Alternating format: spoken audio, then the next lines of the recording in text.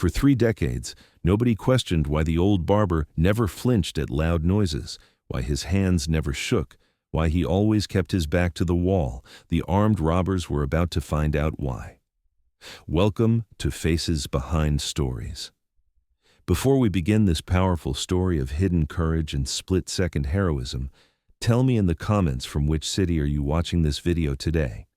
And if you believe stories like this deserve to be heard, hit that subscribe button and help us honor the quiet warriors among us. The red, white, and blue barber pole had been spinning outside Tony's barbershop for 32 years. It sat on the corner of Maple and 3rd Street in the kind of neighborhood where people still waved to their neighbors and kids rode bikes without helmets. The shop itself was a throwback to another era. Black leather chairs with chrome trim, mirrors framed in dark wood, and the scent of aftershave and talcum powder that never quite left the air. Tony Marconi had owned the place since 1991 when he'd bought it from old Mr. Peterson with cash and a handshake.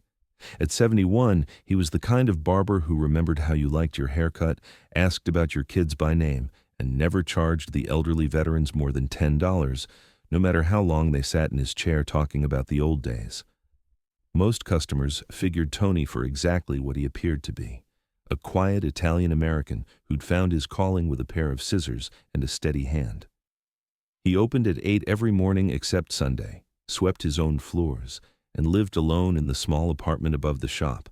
His regulars knew he'd served in Vietnam. There was a faded photo of him in dress blues tucked behind the register, but Tony never talked about the war.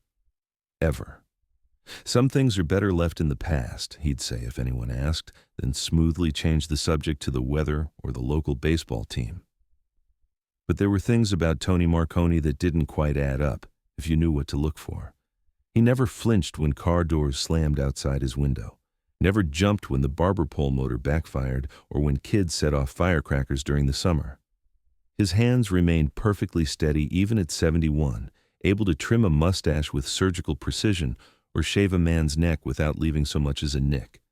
And he always positioned his chair so he could see both the door and the back exit simultaneously.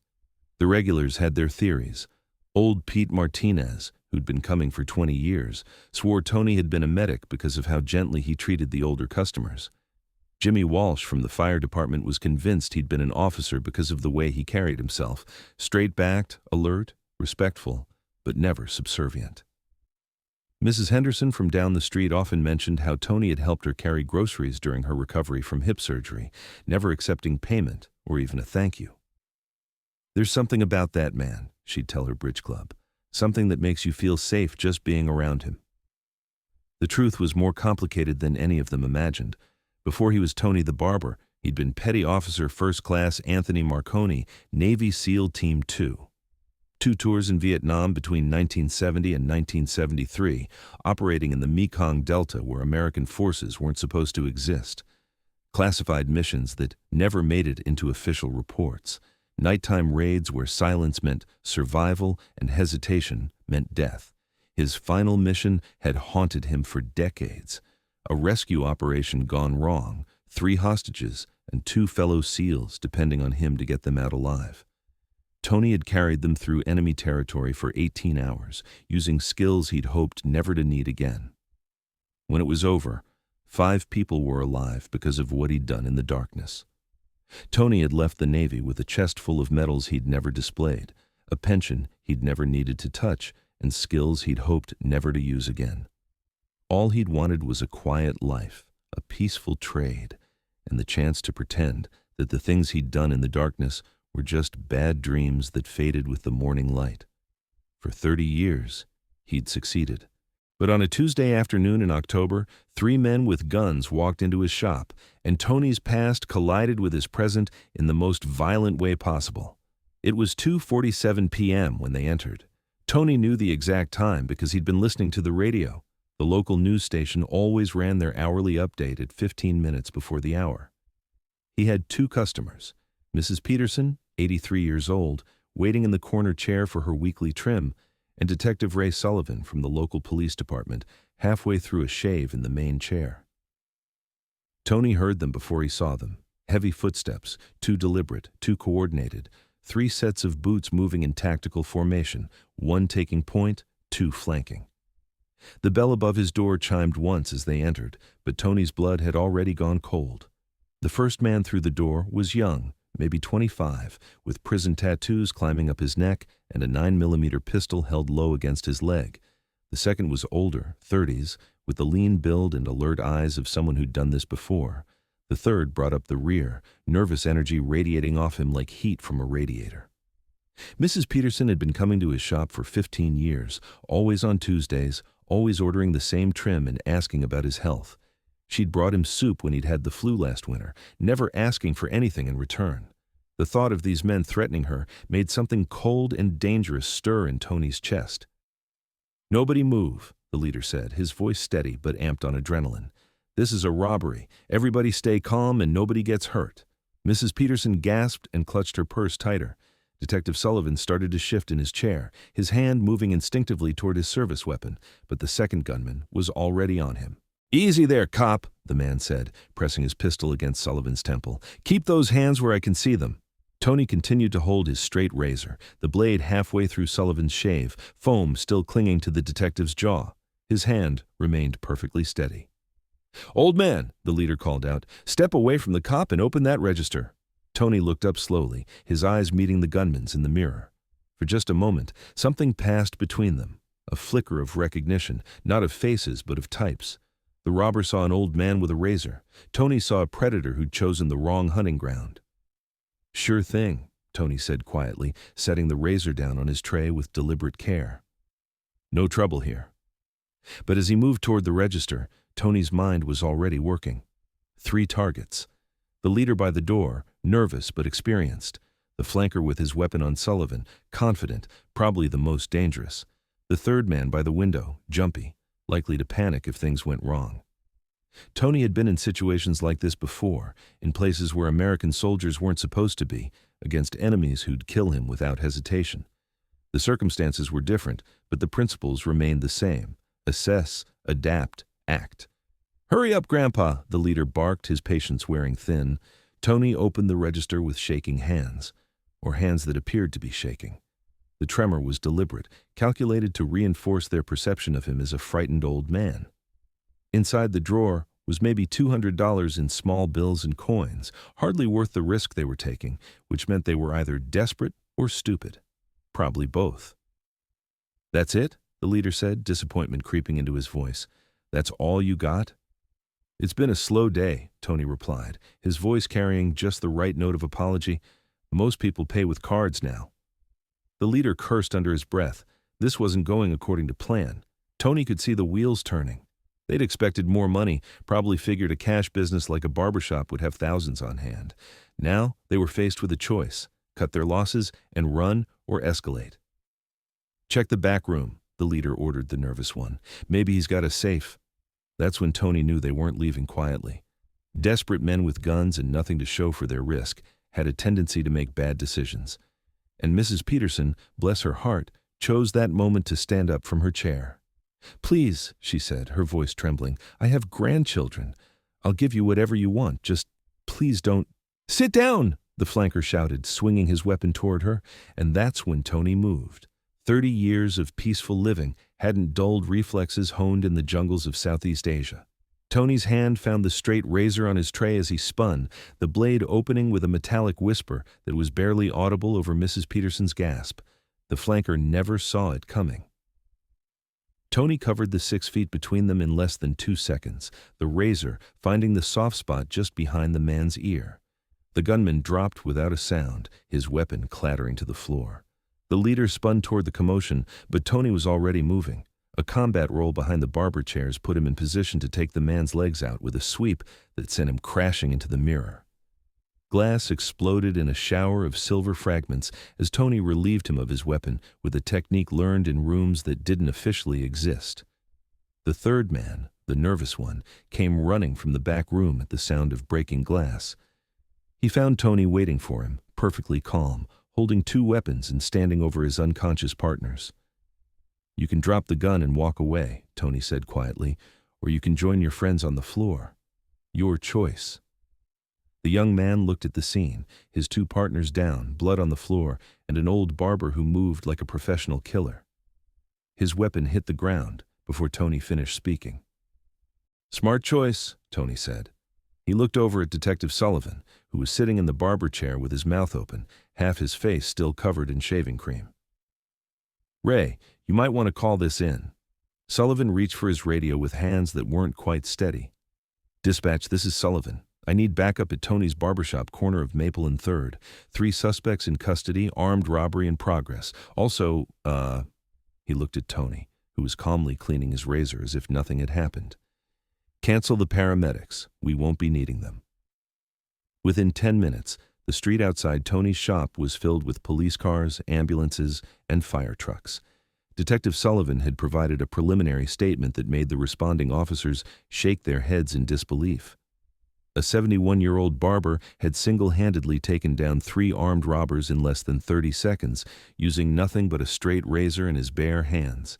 The 2 unconscious gunmen were loaded into ambulances, alive but requiring stitches and concussion protocols. The 3rd sat in the back of a patrol car, still trying to process what he'd witnessed. When questioned later, he would tell investigators, "That wasn't an old man. That was something else entirely." Mrs. Peterson, shaken but unharmed, held Tony's hands as the paramedics checked her blood pressure. "I've been coming here for 15 years, she said, tears in her eyes. "I never knew, but somehow I always felt safe here. Now I know why." "There was nothing to know," Tony replied gently. "I'm just a barber, Mrs. Peterson. That's all I've ever been." But the responding officers weren't satisfied with that explanation. Sergeant Maria Santos, a 20-year veteran of the force, had seen enough violence to recognize professional work when she saw it. "Mr. Marconi," she said, pulling him aside, "that wasn't lucky. That was training. Military training." Tony was quiet for a long moment, looking at the broken mirror, the blood on his floor, the crowd gathering outside his shop. His peaceful anonymity was over. There would be questions now, reports, maybe even news coverage. "Navy," he said finally. "Long time ago." "SEAL?" Santos asked. Tony nodded once, a slight movement that somehow carried the weight of decades. Santos whistled softly. "That explains a lot. These guys had no idea what they were walking into." "Neither did I," Tony said. "I haven't had to do anything like that in 30 years. Hoped I never would again." Detective Sullivan, his face finally clean of shaving cream, approached with a mixture of gratitude and awe. "Tony, I don't know how to thank you. If you hadn't moved when you did—" "You would have handled it," Tony said simply. "You're a good cop, Ray. But they made a mistake threatening Mrs. Peterson. I couldn't let that stand." Word spread through the neighborhood faster than Tony could have imagined. By evening, there was a line of people outside his shop, not for haircuts, but to shake his hand, to thank him, to hear the story firsthand. Local news crews arrived, then regional reporters, then someone from the national networks. Tony answered their questions politely but briefly. Yes, he'd served in Vietnam. Yes, he'd been trained for situations like this. No, he didn't consider himself a hero. He'd just done what needed to be done to protect his customers. But the questions kept coming, and slowly, inevitably, the story began to emerge. Navy SEAL, 2 tours, classified operations, a war hero who'd spent 3 decades cutting hair and keeping quiet about the things he'd done for his country. The photo behind his register, the one his customers had seen thousands of times without really noticing, suddenly took on new meaning. That young sailor in dress blues wasn't just Tony in his youth. He was Petty Officer Marconi, decorated combat veteran, member of one of the most elite fighting forces in the world.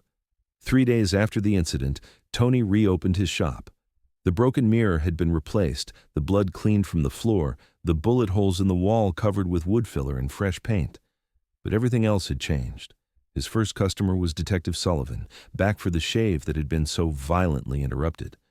But he wasn't alone. Word had spread through the police department, and 2 other officers had come along, curious to meet the legendary SEAL barber. "You sure you want to finish this?" Sullivan asked as Tony tied the cape around his neck. "After what happened?" "Ray," Tony said, picking up his straight razor and testing the edge. "I've been shaving men for 30 years. A little excitement isn't going to change that." As he worked, Sullivan couldn't help but ask the question that everyone in town was wondering. Are you going to stay? Now that everyone knows?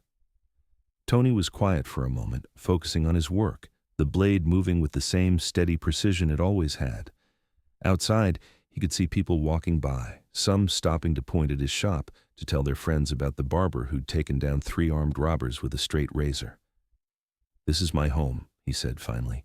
These are my people. Where else would I go? Sullivan smiled. Good, because honestly, I don't think I trust anyone else with a razor near my throat. Tony chuckled, the first genuine laugh he'd had since the incident. Smart man. As the weeks passed, life in the neighborhood began to return to normal, or at least a new version of normal. Tony's barbershop became something of a local landmark, with tourists occasionally stopping by to meet the Navy SEAL barber they'd heard about on the news. Tony treated them all with the same quiet courtesy he'd always shown, but he never elaborated on his military service beyond the basics. Some stories, he believed, were better left untold. Some memories were better kept private. But the people of his neighborhood saw him differently now. Not as a mysterious figure with a hidden past, but as their protector. A man who'd spent 30 years living quietly among them, asking for nothing, and who'd risked everything to keep them safe when it mattered most. Mrs. Peterson still came for her weekly trim, though she now insisted on bringing him homemade cookies. Detective Sullivan became a regular, bringing other officers who wanted to meet the legendary SEAL barber. Kids from the local high school would sometimes stop by after school, not for haircuts, but just to hear stories about the old days. Tony obliged them when he could, sharing tales of Navy life and the importance of discipline, training, and looking out for your teammates. But he never spoke about combat, never glorified violence, never made what he'd done in his shop sound like anything more than what it was. An old soldier protecting innocent people because nobody else could. The red, white, and blue barber pole continued to spin outside Tony's shop, just as it had for 32 years. But now it meant something different to the people who passed by. It wasn't just a sign for a place to get a haircut. It was a symbol of quiet service, hidden strength, and the knowledge that sometimes, when the world gets dangerous, there are still people willing to stand between evil and innocence, armed with nothing but their training, their courage, and an unshakable belief that some things are worth fighting for. Tony Marconi was still just a barber, but now everyone knew that sometimes just being a barber isn't enough. Sometimes you have to be a guardian too. So now I ask you, have you ever met someone whose quiet strength ran deeper than you imagined? Someone who protected others without asking for recognition or reward? Share their story in the comments below. Thank you for watching Faces Behind Stories. If this story moved you, subscribe to support the channel. We publish stories that matter, stories that remind us that heroes don't always wear uniforms, and that sometimes the most dangerous people are the ones who seem the most ordinary. We'll see you in the next story. And remember, you never know who's cutting your hair.